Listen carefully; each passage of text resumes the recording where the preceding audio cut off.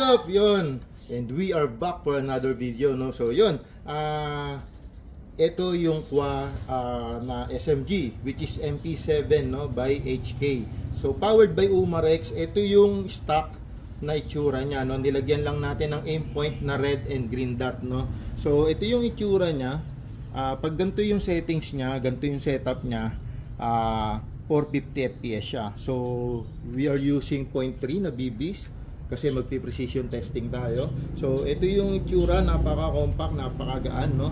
So yan, ito yung nakita nyo nung nakaraan, naka-retracto. So ngayon gagawin natin is paano ba yung effective na SMG, no? So ito, submachine gun, sobrang liit, sobrang compact, 450 fps, so pwede siya sa mga field.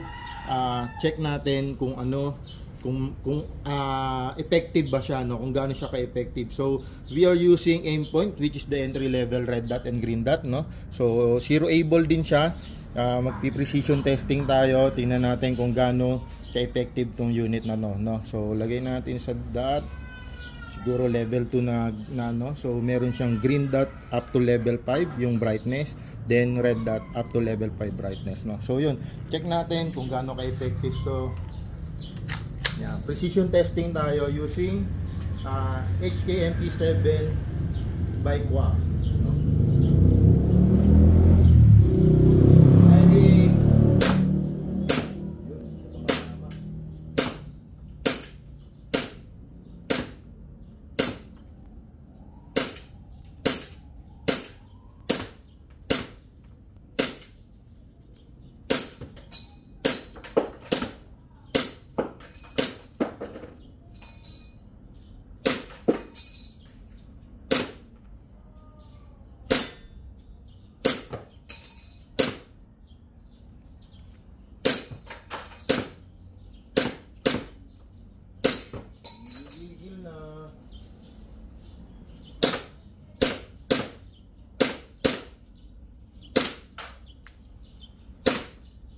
Yun, nanggigigil, no?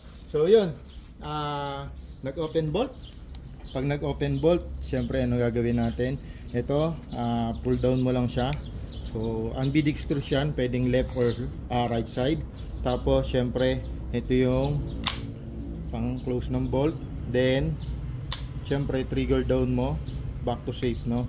Para yung unit natin laging safe, no? So ayun guys, sobrang effective niya. Ang ganda ng ano, napaka swabe ng recoil niya, no.